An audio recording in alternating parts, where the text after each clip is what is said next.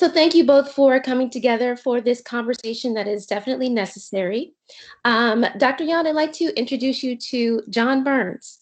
John Burns is an attorney. He's a radio personality, a community activist, and he has 20 years experience in cultural marketing and communications. He's the co-founder of the Burns Brothers, which is an agency that combines marketing, diversity, inclusion, and in culture. And they create programs for clients that impact change. He's a co-creator of Icon Talks, a traveling speaker series where he's interviewed many prominent individuals. Many of the names we've heard before, like Reverend Jesse Jackson, Shaka Khan, Kathy Hughes, and many others. He's appeared regularly on local and national media outlets, and including TV One and Black Entertainment Television, or what we know as BET. He's a noted philanthropist and community leader, and he co-founded the Icon to ICANN Foundation, a nonprofit organization that provides mentorship and inspiration to children diagnosed with life-threatening medical conditions and severe disabilities.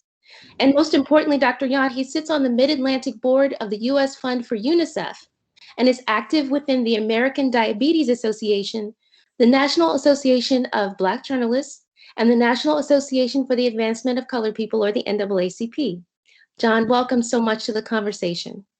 Wow, thank you so much, Erica, for that introduction. Really appreciate it. No problem. Well, John, I'd like to introduce you to Dr. Jan Katsnelson, who I know you've already met in person, but just to give you a little bit more context, Dr. Jan is a philanthropist, he's an entrepreneur, he's a skilled cardiac surgeon, and he's a business owner. He's the founder of Fibroid Fighters, and he's established himself as a strong advocate for accessibility, affordability, and compassion in the delivery of healthcare services.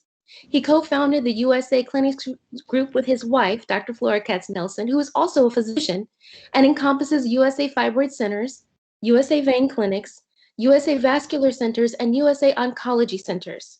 Both of the Katsnelsons are passionate about providing effective and affordable treatments, especially in medically underserved communities. They've opened health clinics across the country, and they offer a non-advanced, non-surgical treatment that improves one's quality of life. An important mission of Dr. Jans is to educate the American public about the health, social, and economic damages caused by uterine fibroid disease. He's so deeply concerned about the fibroid epidemic that Dr. Katsnelson's goal is to champion a cure for uterine fibroids and reduce its link to other severe, serious health risks, including cardiovascular disease and infertility. Dr. Yan, welcome to the conversation. Thank you very much. Thank you, Erica, for kind introduction. Absolutely. So I'd like to start off the conversation by with you, Dr. Yan. You were the keynote speaker at the Fibroid Awareness Reception in Washington, D.C., which was a phenomenal event, and congratulations on such a successful event. All ears and eyes were on the issue of fibroids during that event. And you've been really engaged in bringing fibroid awareness to the forefront of the community. So what were the goals and the importance of this event that was held in D.C.? First of all, it was great to have some kind of resemblance of normality when more than 40 people were together, and the importance of communication, seeing each other and discussing important topics was, it's impossible to overstate. The goals of the meetings were communicate this state of today's mind and knowledge about fibroid disease, and share with people that involve in a community about opportunities to make significant change, transform the treatment of the disease, management of the disease, but most importantly, transform lives of patients that suffer from this disease. And we're talking about millions of lives. Absolutely. And John, what were your impressions of the event itself? What did you take away from it? And, basically what made you want to support this cause for fibroid awareness?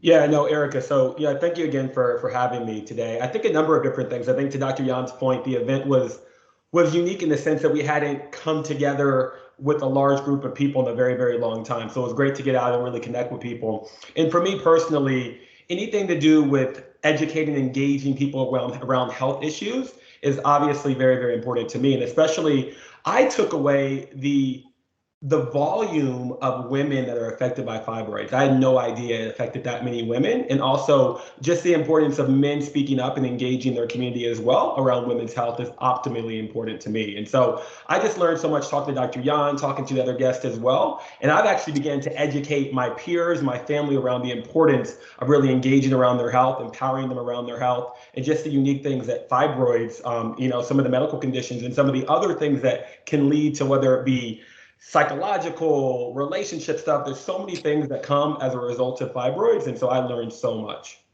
Absolutely. And I'm glad that you mentioned that about learning so much. There's just so much information out there that people don't know. That's why it's so important for awareness to keep growing. We're at a starting point and let's just keep pushing forward. 1 in 3 women will be diagnosed with fibroids, and 80% of African American women have fibroids. That's a statistic that we keep putting out there because it's an alarming number. So as a man and a thought leader, and because of the fact that you sit on the board of medical organizations, how does that statistic make you feel? Why do you think it's important for more men to know about fibroids?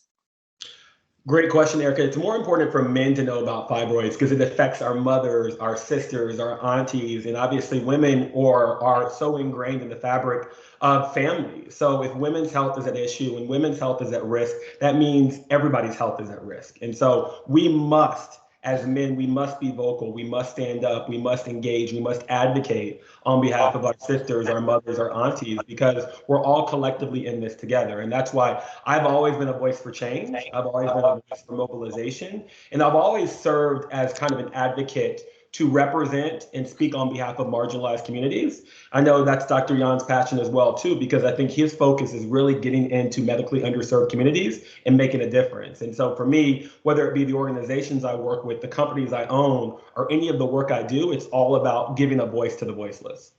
Absolutely. And I will come back to the companies that you own in just a minute. I'm glad you mentioned that. Dr. Yan, as a physician, can you speak on how you learned about the fibroid epidemic and the reasons why you became so passionate about providing not only better healthcare options, but awareness and education about fibroid disease? Thank you for this question. I actually didn't learn about fibroid disease as much as I know from medical school. It was a revelation for me. I was a heart surgeon, and then we opened with my wife USA vein clinics that were focused on very minimal invasive treatment, new way to treat venous insufficiency that sometimes can lead to wounds on the legs and other debilitating conditions. And that was a transition from big surgery to minimal invasive office-based 10-15-minute procedures. And that was a miracle how much this transformation, a science advance, changed lives of people. And when we did the first few fibroid embolizations procedures that were done in the office, we realized that how much we changed life of people and how many patients suffer from this, and what was the alternative. In the veins was stripping, very bad surgery, painful, in the hospital under anesthesia, 2-3 month recovery. In the fibroid case, it was hysterectomy. It was removal part of the body, albeit like castration and inability to have a fertility that leads to terrible complication. And more than 500,000 hysterectomies are done every year only in the United States. And about 30-40 million of patients suffer from the disease, but not everyone is ready to give up and go through hysterectomy. And seems like nobody knew about fibroids. Now, about fibroid embolization. Majority of fibroid embolizations were done in the hospitals and by very obscure specialty called interventional radiologist. And the number of fibroid embolization compared to number of hysterectomies was 1 to 30, 1 to 40. So basically nobody knew, and I knew the secret. So I thought that's crazy. That's impossible. We have to spread the word. It's a mission. I mean, how's that we know such amazing cure, amazing help that we can provide to people, and covered by insurance, 20 years experience, in the literature, but people don't know. So that was a tremendous discovery for me personally, as a doctor, as a person, that such thing exists today in the medicine, and we thought it's a worth it goal to dedicate life and effort of all our organization to help. Absolutely. And Dr. Yan, I know that you're a cardiosurgeon, and I know that probably is alarming to a lot of women to know that a cardiosurgeon is behind the mastermind of USA Fibroid Centers. But really, as a woman who's also suffered with fibroids, when you think about the symptoms of fibroids and everything that your body goes through, and, as you know, with me, I've ended up in intensive care before with this, but really fibroids they're the responsibility of every type of doctor, in my opinion. They really are.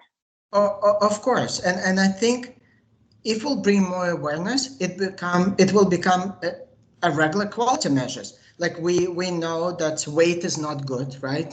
Extensive obesity is not good. We know that high blood pressure is not good, can lead to stroke. Every doctor discuss with patient smoking cessation if someone smokes, or losing weight, or exercise, or doing the right things. But doctors not used to discuss a menstrual period, and sexual health, and fertility, and the other parts of life that's very, very important. And if they will just ask questions, if they would just ask, they will hear amazing answers like, oh, my period lasts more than a week, sometimes 2 weeks, sometimes 3 weeks. Oh, I'm bleeding so much, I cannot wear white, I cannot travel more than 20, 30 minutes because I need to run to a bathroom to change. And some women run to, they call small bladder, for frequent urination because the fibroid just presses on the bladder, and many other things. And many women don't realize that inability to conceive or miscarriages are from a fibroid disease. Fibroid disease is number one reason for infertility, for spontaneous abortion, part. So if we'll share this knowledge, and doctors will just ask him questions, and keeping on the back of their mind that it's the most common condition in women, because between ages of 18 to 26% Black women will have disease by the age of 40, 60%, by age of 50, 80%, and the whites at 7, 30, and 70%, those numbers. It will be very easy to do the diagnosis. To confirm diagnosis is super easy. Ultrasound. Everywhere. It's such an expensive tool. 5-10 minute ultrasound, and we'll be able to see fibroids right away in front of us on the screen. And then, I'll be happy to explain how we can transform the life with the right treatment. Absolutely. Thank you so much for that, Dr. Yan. John, hearing some of the words of Dr. Yan, and, talking about how, you can't get through a whole movie sometimes because you've got to run to the bathroom. I've had that personal experience. How does some of these things make you feel about how fibroids affect women just in everyday life? Yeah, no, I was taking notes because I'm always learning. So I was taking notes as Dr. Yan was speaking, just so I can continue to educate myself and inform myself on the plight of women, especially when it comes to fibroids. And so, it's shocking, it's sad, it's horrible. It's every word that you can possibly think of. But I think what's so compelling in what Dr. Yan is doing is he has a solution. And now it's just about building awareness. And how can we collectively work together to build awareness, to drive change, to drive engagement, to drive education? And so I think that's the secret sauce here. I think ultimately, to Dr. Yan's point, I think if we build awareness about this other procedure, about this other option, hopefully it will save lives, it will save families. It can just change so much of the perspective of a woman's life in so many different ways. And so for me, learning provides you with the ability to really drive change. And so for me, I think that's what more men need to do, because we do need to be advocates for our women. Thank you very much. And actually, that kind of leads me into my next question. I have kind of a two-part question. It's more of a for the culture question because I know that your organization, the Burns Brothers, works to bring awareness to certain disparities in African American communities. Why is now the best time to be vocal about fibroids from a cultural and social standpoint? Well, everything that we do is really connected to pushing culture forward, right? That's what the organization's founded on, and that's kind of the core principles that drives us every day. And so I don't think necessarily now is the right time. I think for 10 years ago, 20 years ago, 30 years ago, 100 years ago was the right time, right? But unfortunately, we're in the present moment right now, so we need to begin to do everything that we possibly can. And if you think about the mobilization efforts, whether they're on Capitol Hill with Congresswoman Yvette Clarke or with Vice President Kamala Harris, I think people begin to know and understand the severity. And I think from a political standpoint, there's much more engagement than we've seen in a very, very long time. And so when you have political engagement and you have grassroots mobilization and you have people really understanding how to engage and how to be a part of this movement, that's where change can happen. And so I think, to your question, Erica, I think it's a unique time because we do have the political momentum. And so we need to gravitate and grab that and harness that as a collective to ultimately push this kind of movement forward, and we can ultimately see change. Thank you so much for answering that. Great answer. And then also just actually generally speaking about the Burns Brothers themselves, why did you all create the Burns Brothers, which focuses on advocacy and awareness for minority groups? Because minority groups need advocacy and they need to build awareness around issues that affect them. And so we've always lived and breathed in a cultural space, whether it be in healthcare, whether it be in entertainment. We understood the importance of messaging, we understood the importance of communication, understood the importance of education. And so with our collective expertise and a dynamite team, how could we engage, empower, support marginalized communities? And so every day we wake up, that's our goal. And we work across industry with a common theme, and that's to empower Black and Brown people. I love it. I love it. Dr. Yan, I'd like to talk to you more about the Fibroid Fighters organization. Why did you decide to start the Fibroid Fighters organization? Because I want to be, when I'll grow up like John, I want to fight and I want to win. Seriously speaking, it was a combination of kind of excitement that we can bring to the world and change the world, with such amazing treatment and open everyone's eyes, and frustration that, all right, we do it for already 2 years and still so difficult to educate people, and seems like nobody knows about this. And we've been educating New York and other cities for such a long time. And we realized we can't do it alone. I mean, we need to have a systematic approach to bring other people who will understand what we're standing for to bring equality to women that were unfortunate to have a disease that kind of plaguing their lives, but in reality can be completely reversed, healed, eliminated, and give them the same opportunities. Patients were suffering physically, mentally, socially, family lives disruptions, economically. The economic toll of fibroid disease is 20-25% of diabetes. It's in tens of billions of dollars, and it's not only a direct cost of hygiene supplies, direct cost of medical care, direct cost of hospitalizations. In the main, it's also direct cost of absenteeism. That when women suffer, she cannot go to work, she cannot earn, she cannot promote, and the loss of opportunity that's impossible to count, loss of happiness, loss of children. And it's not just a woman who is suffering, but the whole family. Of course, woman suffers by far, but it's suffering and tragedy for the people around her, for the families. And that's why it was amazing to see on our event in DC, John, obviously, and few other spouses of the women that suffered from fibroid disease. And everyone said, if it was not my husband or my boyfriend, I don't know how I will deal with such a problem in my life. And that's why we just need to educate everyone And Fibroid Fighters is to fight not for only to disease itself, but fight for the right to be heard, to be known, right for change. And that's why it's fighters, and we're going to fight. Dr. Young, can you also speak on how fibroids directly affect African American women specifically? So African American, not just African American, blacks, people from islanders, from Jamaica and other. Unfortunately, the disease starts earlier. It's more symptomatic. It's growing faster, and I think there's also maybe cultural taboos that people just don't talk about this because it's so common. There's a paradox of normalization, something that's totally abnormal. But it's normalized because, oh, I have it, but not just me. Disease seems to be associated with a rarity. Oh, this is normal and this is rare and it's bad and it's disease.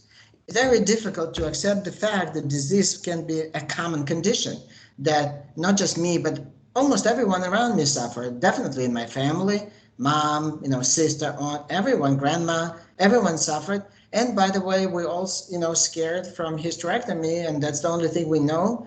So seems like, I need to just shut up and suffer and do the best I can in such situation, and it's just unfortunate. So that's a, combination of early start and more symptoms, criminality, and maybe cultural acceptance that women have this big disadvantage and suffer. It's all lead to normalization of abnormal situation, not looking for a solution. And solution right around the corner. Click, Google, find about uterine fibroid embolization, find someone who can do it, who can help you, covered by insurance procedures. Takes 30, 40 minutes in the office, light sedation, even local anesthesia, we've done this procedure. 2 hours later, you go home and like you never had the disease. There's few days of a little cramping, like a strong menstrual period, and that's it. And you're done. And you can have a baby, you can go to normal life. All this suffering miraculously can stop. Only if a woman or everyone would know about this solution. Absolutely, Dr. Yan. And John, you don't know much about my background, but hearing this information after 2 invasive surgeries and almost dying after the first one, I was pretty shocked to learn about this procedure, which had never been offered to me in the doctor's office. So it was definitely one of the reasons why I wanted to jump on board with Dr. Yan and his team, because my story is just like that of so many other women who are unaware of this option. So it's really important that we know, especially early on, that this option is available to us. Because I know if I had have known back when I was diagnosed, some years ago, when my fibroids were down to a single number, that I definitely would have exercised the option to have UFE, definitely. Dr. Yan, when we talk about this and we think about it from another perspective, if this had have been a male reproductive issue, would the health industry have taken this more seriously? I'm pretty sure, if a man has man's typical disease, a prostate, and imagine the disease that affects majority of men of certain age, and the treatment would be castration, removal portion of something important to men, and there would be other options. I'm sure the bad option would be illegal. I mean, literally illegal, not possible, not gold standard, and doesn't matter how you call it. But for women, it's everything goes. And I think it's kind of acceptance that men and women are equal. They have biological things that unfortunately not pleasant, maybe graphically, and not very convenient to discuss. And who knows what is, some women suffer more, some suffer less. And as long as it's kind of doesn't touch men, it's their problem. And it's boxing into a problem that's not pleasant to discuss. and no transparency, I think all led to such thing. Women goes to gynecologist, right, for typically for those issues. And what happens in this, it's a very tight relationship and very special relationship. And other doctors feel like maybe it's not their business to, okay, they will listen to heart, they will listen to lungs, they'll open your eyes, open your mouth, let's see what's going on. But they kind of don't focus on below waist and what's going on with the women's reproductive health. And they should, because they will talk about this. They would be shocked to understand, to hear the answers, how things are abnormal in 40-50% of cases, and from simple compassion, it's like thinking, like bulb will go on off, and they will say, oh, have you heard about uterine fibroid embolization? That's why everyone needs to talk about this. Everyone needs to know about this. And when there will be transparency, suddenly gynecologists will start to offer. That's the problem. Nobody offers. And you just mentioned, listen, you amazing, very well known, a movie producer. There's no problem that you don't know how to Google, no access to internet, no access to medicine. Everyone would love to help you, but even you couldn't get the answer. So if it's hidden, maybe there's a reason that's hidden. Maybe there's a reason nobody wants things to be out.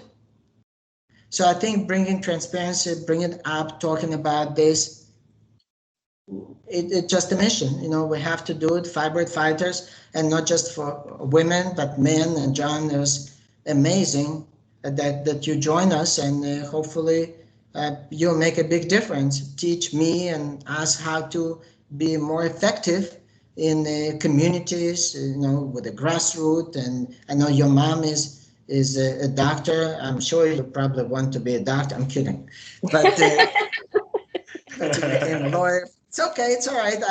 We'll give you a chance, right? You'll be honorary fibroid doctor. Thank you. But we working together, brainstorming, sharing experiences of what works, what doesn't, I think will help us to win. Yes, I agree with that, Dr. Yuan. And that actually is a great lead into my next question to John. John, I know with the Burns Brothers, you all have had some success with marketing campaigns and helping minority groups and awareness for disparities in minority groups. Why does messaging and marketing play such a huge role in awareness campaigns?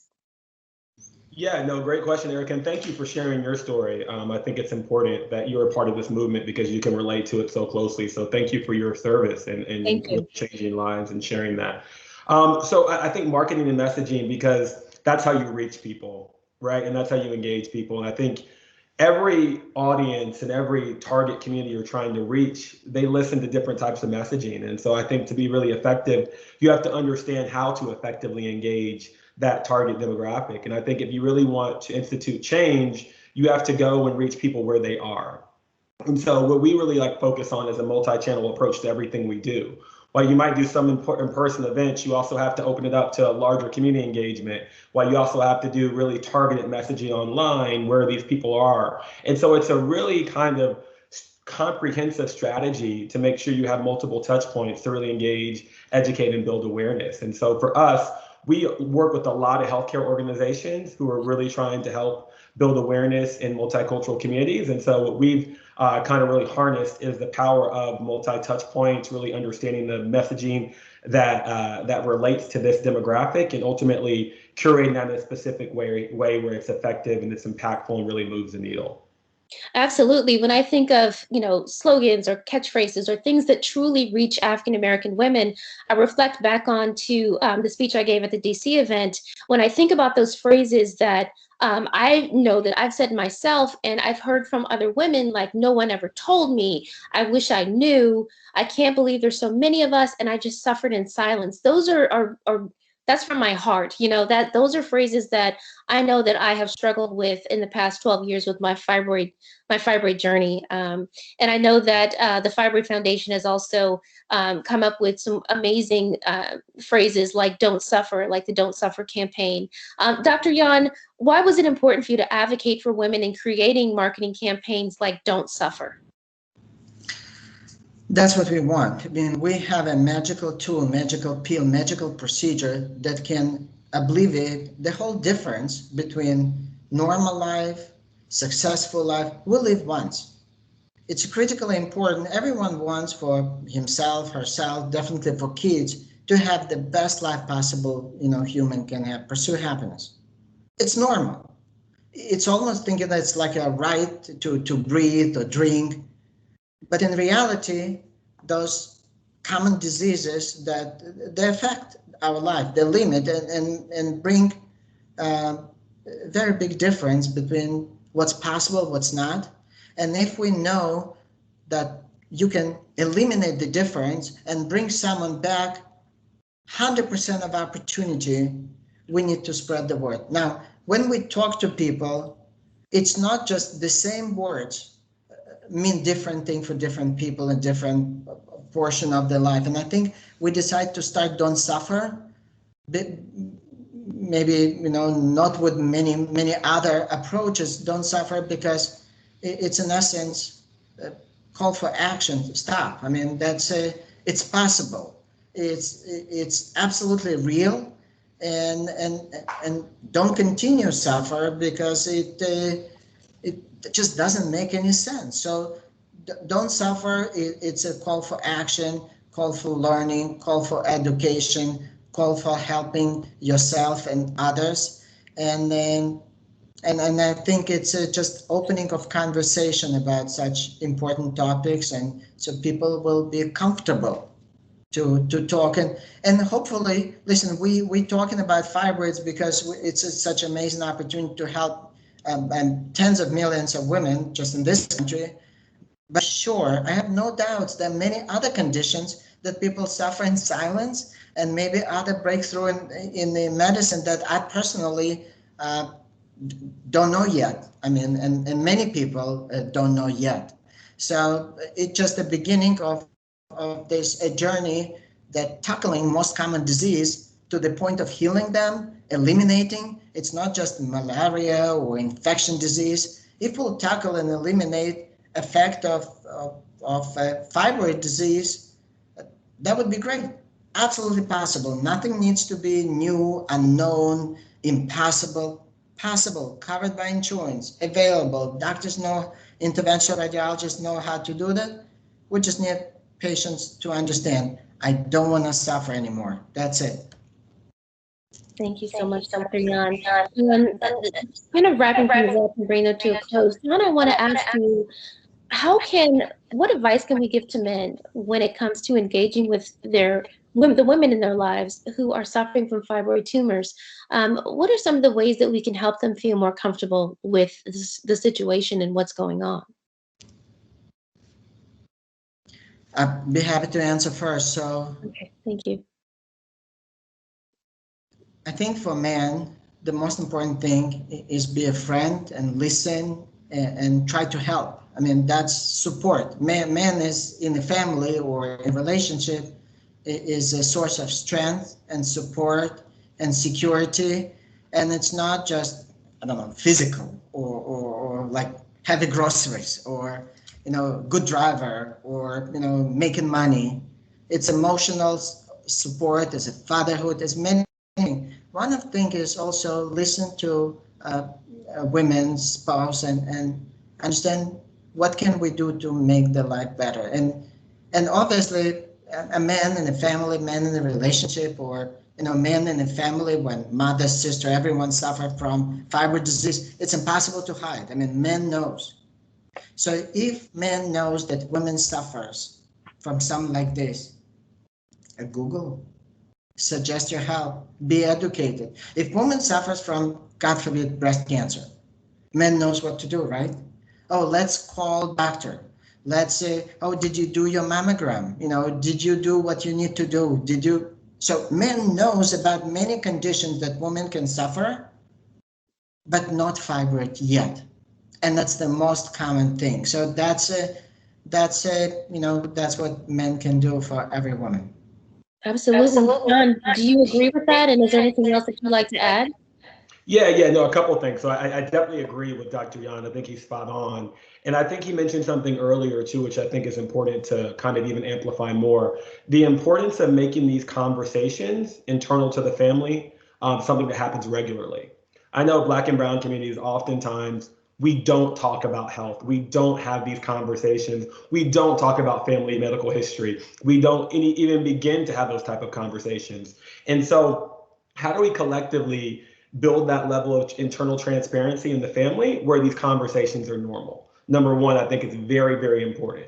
And I think to your question, I think men can play a very important role in that internal family dynamic to help be a curator and a convener of these conversations as well. And I think the only way that men can be equipped to do that is if we educate ourselves, build awareness in this community around fibroids, and really have a firm understanding about how we can begin to help those conversations become more normal within the family too. And then also, Erica, you asked me a question earlier about why this time is so important to really mobilize around fibroids. And I would kind of venture to say that in the history of the world, history of the universe, that people are more focused on their health now than ever before because of COVID.